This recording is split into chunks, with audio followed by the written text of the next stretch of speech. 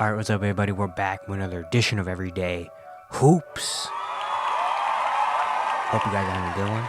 Today we're going to be recapping last night's slate of games. A huge slate, 13 games on yesterday. Of course, we have no games tonight because it's Christmas Eve, but then we're going to have a big Christmas day tomorrow. But yeah, they got a lot of teams out of the way playing. So yeah, we're going to talk about all of last night's games here. Thank you guys for the views on the videos and the shorts recently. I really appreciate it. We are on the road to 500 subscribers, so if you do like the content around here, consider subscribing, like, turn notifications, do all stuff like that. I'd really appreciate it. Really helps out a lot. If you missed any other recap, you can go back to the channel and watch that. Link to my Twitter, TikTok, stuff like that in the description down below. And yeah, I don't waste any more of your time. Let's get right into it. So we'll start with the first game of the day, a very early game. It was like, 12:30 my time, Eastern time. Bucks and Knicks. The Bucks win this game 130-111. They got off to a hot start and then just kind of kept it going. They had a big third quarter as well. And they just slowly kept building and building and building. The Knicks didn't have enough. The Bucks now go to 22-7. They won 7 in a row. The Knicks fall to 16-12 on the season. Looking at team stats, Milwaukee shot 53% from the field. The Knicks shot 44%. The Bucks hit 16 threes in this game. The Knicks only hit 9 threes in this one. And the Bucks have rebounded the Knicks 53-41. For the Bucks, Giannis 28-7-7. Shot 11 for 17 from the field, 6 for 8 from the free throw line. A really good game from Giannis. Chris Middleton, 25-5. Bobby Portis off the bench was huge, 23-11. He had 3 3-pointers as well. And then Dame and Malik Beasley both also had 19 points. But yeah, just a really good win from Milwaukee. They've been balling. They're the hottest team in the league right now. They've won 7 in a row. The 3-point shot is falling. Giannis is playing at a great level. Dame is slowly starting to get more involved. Bobby Portis has been a lot better as of recently as well. And then yeah, we get 5 threes from Malik Beasley. That's huge, and 20 for Chris Middleton. You know, that's big, you know, for Milwaukee. And yeah, they just outshot the Knicks really in this game. Just outshot them by a lot. You know, New York, Jalen Brunson, 36, 7 assists, shot 15 for 26 in the field. He was trying his hardest. Randle had 26 points, 8 rebounds, shot 8 for 17. RJ had 13-7, 12-13 for Isaiah Hartenstein, and then 11 for Dante DiVincenzo. The bench didn't really provide much, and yeah, 3-point shot wasn't really falling. They were 9 for 29 from 3. You know, and the Bucks were getting on the glass and out-rebounding them. But yeah, the Knicks, it really looked like the Jalen Brunson show out there. Jalen Brunson was doing all he could to keep New York in this game, but the other day, they just didn't have enough because Milwaukee just dominated, outshot them. You know, 3 ball was falling. Next, we had the Celtics-Clippers. The Celtics beat the Clippers 145-108. We had Boston dominated this game. They put up 40 in the second quarter, 38 in the third quarter, and 39 in the fourth quarter. Absolutely dominating for the Clippers. The Celtics are now 22-6. Clippers fall to 17-12. They lost 2 in a row after going on a 9-game win streak. Looking at team stats, Boston shot 52% from the field. Clippers shot 46%. Celtics hit 25 threes in this game, while the Clippers hit just 11. And they also got to the free throw line, went 22 for 28. The Clippers were 15 for 15. And Boston out rebounded the Clippers as well, 51-34, including 15 offensive boards. For Boston, 30 for Tatum, shot 9 for 16, 5 for 10 from 3. 24 for Jaylen Brown, 26-7 for Jrue Holiday, he hit 4 threes.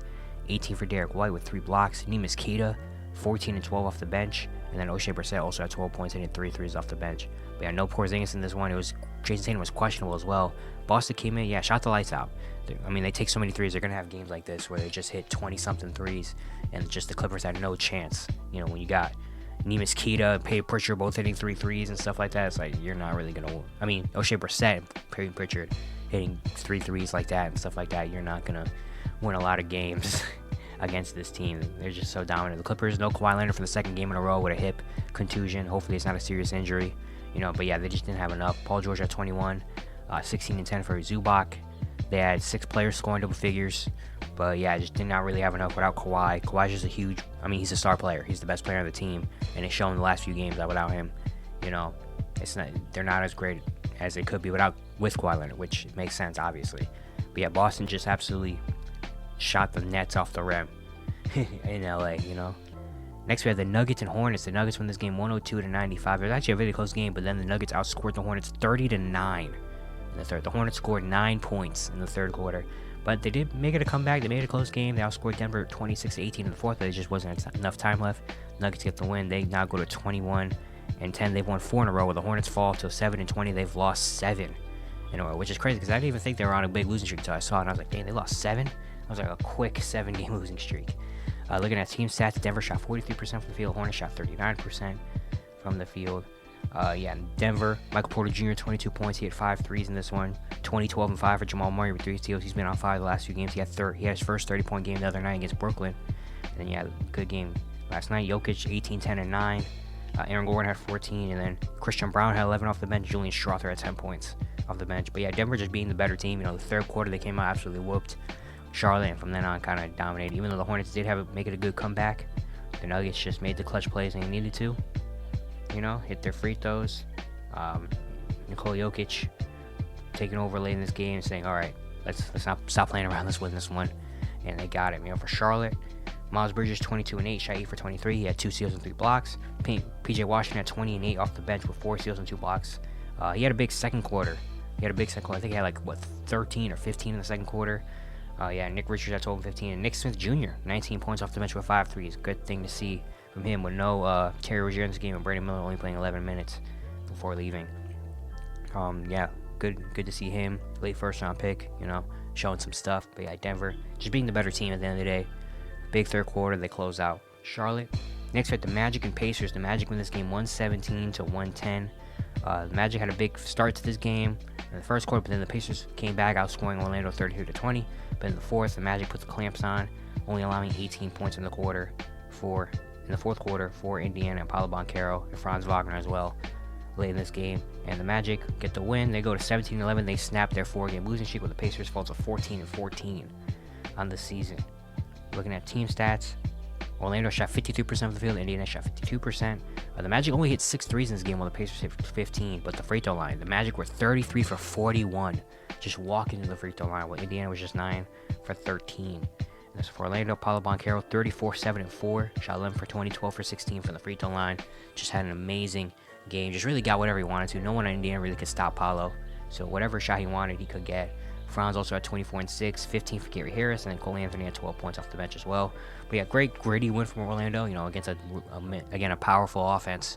They came in, got to the free throw line, dominated the paint, and just put the clamps on in the fourth quarter. They're a really good defensive team, and they showed it late in this game. For Indiana, 29 and 14 assists for Tyrese Halliburton, 24 and 7 with 4 blocks for Miles Turner, 20 for Buddy Hield. He had 5 threes. Andrew Nembhard started in this game. He had 17 points and 5 assists, and Jalen Smith had 11 points off the bench as well with 3 threes, because no Bruce Brown in this game, so Andrew Nembhard started. But Indiana's been really struggling ever since coming out of the in-season tournament. They've fallen back to 500. Tyrese had a good game last night, but the last few games he hasn't been great. The 3-point shooting hasn't really been falling, and their defense is really getting exposed out there. Everyone has kind of realized, they can't really guard, so let's just attack them, get to the paint, and get to the line and stuff like that. Next, we had a really good game, Rockets and Pelicans. The Rockets win this game 106 to 104. Very, very tight game, but the Rockets in the last 3 minutes of this game gave it to Alperen Sengun and let him close it out. The Rockets go to 15 and 12. The Pelicans fall to 17 and 13. Looking at team stats in this game, the Rockets shot 43%. Pelicans actually shot 46%. Both teams hit under double-digit threes.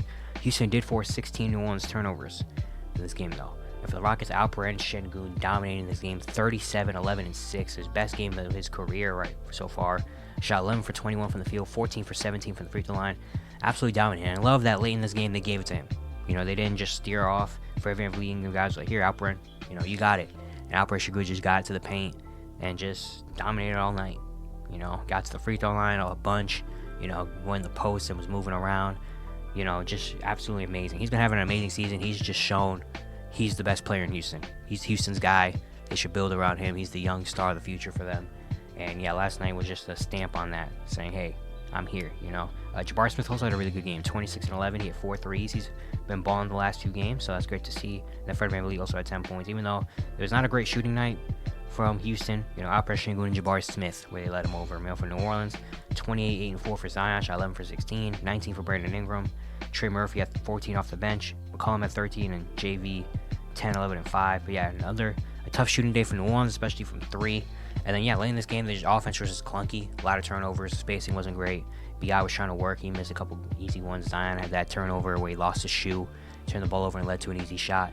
New Orleans their offense just did not look good in this game. And it didn't help that they couldn't really stop Alperen Sengun. So, just a tough game for New Orleans. But shout out to the Rockets, man. That's a really, really good win. And, Alperen Sengun is really balling. Next we have the Jazz and Raptors. The Jazz come back and win this game 126-119. The Raptors are up for a lot of this game, but then the Jazz outscored Toronto 41-21 in the fourth quarter and steal this one up north. Jazz go to 12-18. Raptors fall to 11-18. The Raptors have lost 3 games in a row. They're down to 12th in the Eastern Conference. Looking at team stats, Utah shot 53% from the field. Toronto shot 48%. The Jazz hit 17 threes in this game, while the Raptors hit 13. And yeah, for Utah, Lauri Markkanen 39-5, shot 12 for 21. He had 3 steals as well. Jordan Clarkson also had 30 off the bench. He hit 4 threes. Yeah, those two just dominating this one, especially late in this game. They hit some big shots, especially Jordan Clarkson. Colin Sexton at 16. John Collins at 10-5. Chris Dunn 8 13 assists. He was big late in this fourth quarter. Walker Kessler also at 10-8. He was big in the fourth quarter as well. But yeah, Utah just come out in the fourth quarter and punch Toronto in the mouth. Toronto didn't really have enough to really sustain. And Utah, Jordan Clarkson, Lauri Markkanen, but then the other guys like Chris Dunn, Walker Kessler, and them came in and really changed this game and brought that energy. And Utah came back and got a really, really good win for them. For Toronto, 32-14-7 for Scotty Barnes, shot 12 for 23. He was dominating the first 3 quarters, but in the fourth quarter, he kind of went non-existent on the offensive end. 19 for Pascal and OG, 16 for Gary Trent Jr. off the bench. He had 4 threes, and Dennis Schroeder had 11 and 7 assists. But yeah, Toronto struggling. Scotty Barnes is playing really, really good, but besides that, they don't really have anything else that has been very good for them, especially last night. That was a tough loss. Giving up 40 and a quarter to the Utah Jazz. Man, that's just a really, really tough loss for them. They got to Raptors. I said it in my other video. I said yesterday, but if you missed that, you can go back and watch it. One thing every team needs: a Pascal Siakam trade. Just blow up Toronto, build around Scotty. Next we have the Grizzlies and Hawks. Really good game. The Grizzlies win this one 125-119. The Hawks were up for a lot of the first half, but in the second half, the Grizzlies outscored Atlanta 40-33 in the third, and then 35-26 in the fourth quarter. Grizzlies now go to 9-19. They're 3-0 with John Morant, while the Hawks fall to 12-17. They've lost back-to-back games, and they have fallen out of the play, and they're down to 11th in the Eastern Conference. Looking at team stats, Memphis shot 52% from the field. The Hawks shot 47%. They also rebounded Atlanta 51-41, including 15 offensive boards. For Memphis, Desmond Bane 37-6-6. Shot 13 for 25, 5 for 14 from 3.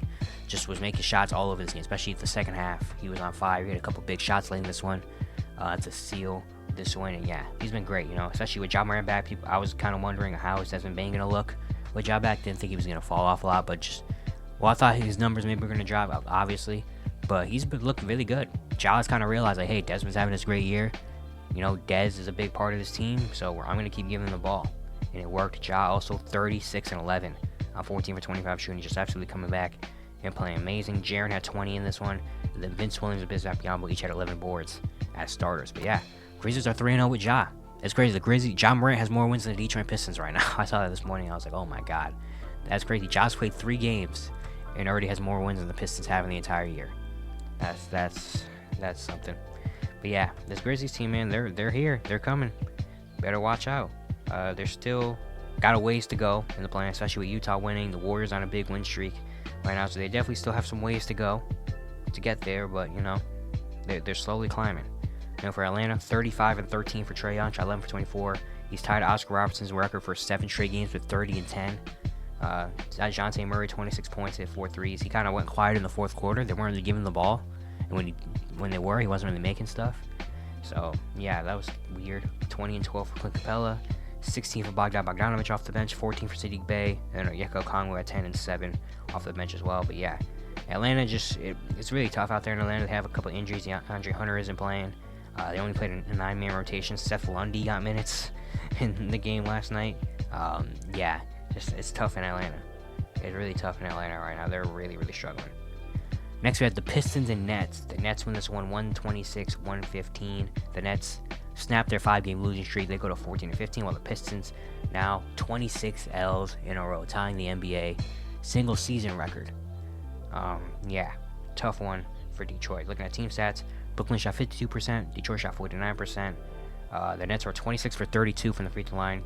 Pistons were 22 for 29. Yeah, for Brooklyn, 29, 6, and 7 for Mikal Bridges, shot 9 for 17, 10 for 10 from the free throw line.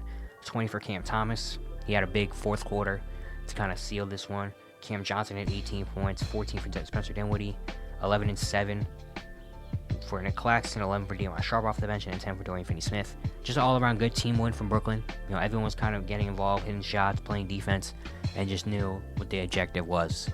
Don't be the team to to break the streak. And they came out and did it. Even though Detroit did have a decent comeback in the fourth, they made it like a 9-point game with a couple minutes left, but Brooklyn ultimately ended up closing them out. For Detroit, 23, 6, and 7 for Jay Ivey. He was trying out there, man. Especially in that fourth quarter, he was trying his hardest, getting to the line, doing his thing. 22 for Cade, 25 and 5 for Isaiah Stewart, 19 and 8 for Bojan Bogdanovic, and then 14 for Kevin Knox off the bench. 26 in a row, man. They've tied the record in a single season. So, yeah, man. And they play at Brooklyn again in another few days, and they could break the record during that day. Next are the Cavs and Bulls. The Cavs win this game 109-95. They have a big third quarter, outscoring the Bulls 25-16, and then from then on, just the Bulls couldn't consistently make shots in this one. Cavs go to 17-13. Bulls fall to 13-18. The Cavs are now 4-1 since the Darius Garland and Evan Mobley injuries, and 3 of those games Donovan Mitchell hasn't played, but yet they still won. For Cleveland, looking at team stats first, both teams shot 44%. Cavs hit 12 threes, the Bulls hit just 8 threes in this one. In the rebounding game, the Cavs rebounded the Bulls 48-37, including 15 offensive boards. For Cleveland, Max Strus, 26 points, 7 assists, shot 9 for 22, 5 for 17 from 3. With no Garland, no Mitchell, no Mobley, Max Strus is kind of the number one out there, and so he was just firing, and he was making them, especially late when it counted.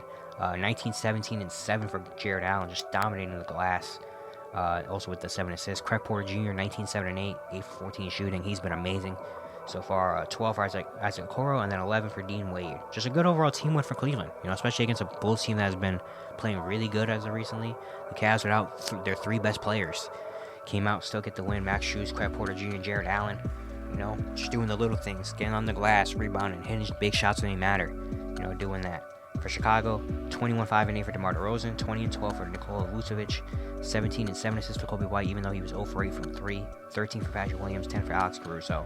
But yeah, the Bulls just couldn't stop Cleveland on the glass, couldn't close out possessions and get rebounds, and then also the 3-point shot was just not falling in this one, But yeah, great win from Cleveland. So without their 3 best players, they came out and won. They're climbing too. Right now, they're tied for 6th in the Eastern Conference. They're only a game out of the 4th spot. So, yeah, they're really starting to ball, even though they keep getting injured. Next, we have the Lakers and Thunder. Lakers win this game 129-120. Lakers have a big second quarter, outscoring OKC 35-20. We're up by double digits for most of the second half. The Thunder did make it a comeback a little bit, but then LeBron puts the Thunder away. Lakers go to 16-14.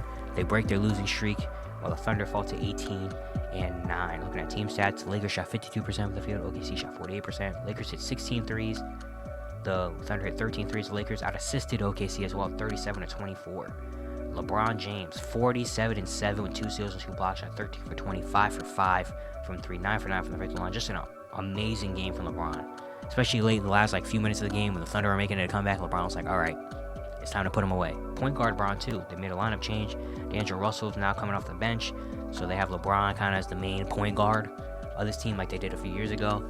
And yeah, he came out and in his first game put up 47-7, AD also had a good game, 26, 11, and 7. Rui Hachimura, 21 off the bench. That was big. D'Lo's first game off the bench, 15 points. Austin Reeves had 11 and 9 assists, and Tony Prince also had 10 points. But yeah, great win from LA, especially against a really good OKC team. They needed a win, needed to change some things up, do something, because they were really struggling since coming off the NCAA Tournament Championship game. And yeah, they got a really good win, locked in on defense. And then LeBron and AD came on offense with a little bit of help as well.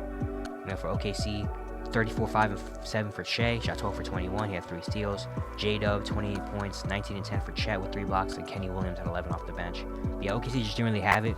LeBron was dominating. They didn't really have an answer for him.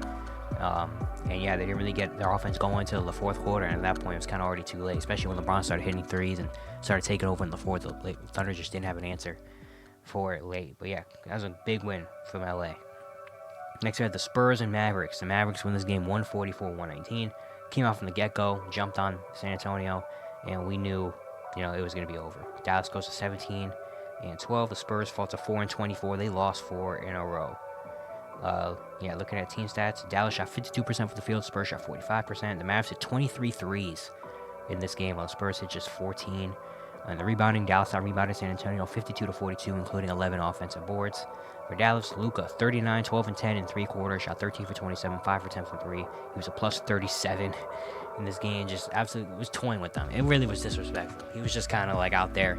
It was like he was like a high schooler playing against some 7th graders. You know, he was just absolutely bullying them.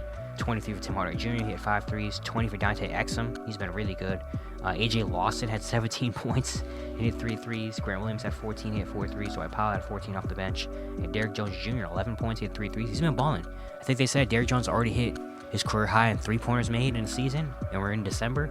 So, yeah, great year from Derrick Jones Jr. But yeah, San Antonio, Wemby didn't play in this game. Got rolled up on early in shoot around. You know, stepped on one of the Mavs employees' ankles. Unfortunately, missed this game, which really sucks. But yeah, for San Antonio, they didn't have an answer, especially with Devin Vassell, you know, had a very bad shooting night. They made a lineup change too. Keldon Johnson coming off the bench in this game, and he was probably the best player out there. Well, Jeremy Sohan on 23, 9, and 4. But yeah, Spurs just didn't have an answer. You know, Dallas just came in and just said, all right, let's get an easy one. Next are the Blazers and Warriors. The Warriors win the game 126-106. They have a big second quarter, outscoring Portland 34-16, and get the win. Warriors are now won 5 in a row. They're 15-14. They're starting to climb up. They're back in the play-in. They jumped the Suns while Portland falls to 7-21. The Warriors are starting to ball. They're starting to put it together. You know, at team stats, the Warriors shot 58% from the field in this game, while the Blazers shot 45%. And the Warriors out-assisted Portland 38-26 and rebounded them 49-30. We have Golden State, 28 for Clay, hit 6 threes. He's been starting the ball during this 5-game win streak as well.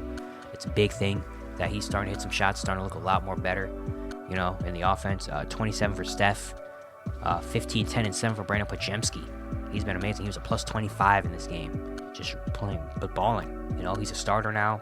He's looking really good. 13 for Trace Jackson Davis. They're rookies. The Warriors are rookies. Podziemski and TJD are balling, and they've been big throughout this win streak. 11 for Jonathan Kuminga, 11 for Moses Moody off the bench. Kevon Looney had 11 rebounds. Chris Paul had 11 assists. But yeah, just a great team win for Golden State. They're over 500 now. They're back in the play-in and starting to pick things up. You know, Draymond going out maybe was a blessing in disguise. We're seeing guys like Trace Jackson Davis and Jonathan Kuminga and Brandon Podziemski really step up and, you know, kind of, you know, take the reins, helping Steph, you know. For Portland, 25 for Anthony Simons. He hit 7 threes, 17, 6, and 12 for Malcolm Brogdon. 17 for Jeremy Grant, 13 for DeAndre Ayton, and then 12 for Scoot off the bench. Yeah, Portland just didn't have an answer, really, in this game. And the final game we had was Timberwolves and Kings. The Wolves won this game 110-98. They have a big second quarter, kind of up. The Kings did make it a comeback, though, but Minnesota just hit so many big shots to end this one. The Wolves go to 22-6, while the Kings fall to 17-11. Looking at team stats, Minnesota shot 51% from the field. Sacramento shot 44%. The Wolves hit 10 threes. The Kings just hit 8 threes. Minnesota out-assisted Sacramento as well, 31-23. For the Wolves, Anthony Edwards, 34, 5, and 10. Shot 13 for 27 from the field. Just absolutely dominating this game. Scoring, and then also passing. 10 assists. You know, facilitating as well. 21-17 for Rudy Gobert. Jaden McDaniels, 25 with 4 steals. Shot 8 for 16 for the field. He's starting to come alive. 12, 7, and 9 for Mike Conley. And then 10 for Colin Anderson. No cat in this one. Didn't matter. Minnesota got the win still. Played a great game. Anthony Edwards had the ball in his hands. It was controlling a lot of things. Rudy doing his thing. And then Jaden McDaniels. You know, we got him going. They're a really tough team to beat. You know, even though they didn't really get much contribution from the bench, Minnesota's 5 still came in and got it done. For Sacramento, 27 for De'Aaron Fox. He kind of slowed down the second half. 20-7 for Keegan Murray. He's starting to pick it up. 17, 10, and 10 for Domantas Sabonis. 12 for Harrison Barnes off the bench. 12 for Harrison Barnes and then 10 for Trey Lyles off the bench. But yeah, Sacramento, the three-point shot was not falling. They got off to a rough start. You know, they did make it a comeback in the fourth, but at the end, they just turned the ball over, you know, and couldn't really get things going, you know, for themselves. But yeah, Minnesota came out, got a great win. But yeah, that's going to be it for today. Hope you guys enjoyed the recap. Once again, if you like the content, consider subscribing, like, turn notifications, do all stuff like that. I'd really appreciate it. It means a lot. And yeah, I'll see you guys tomorrow.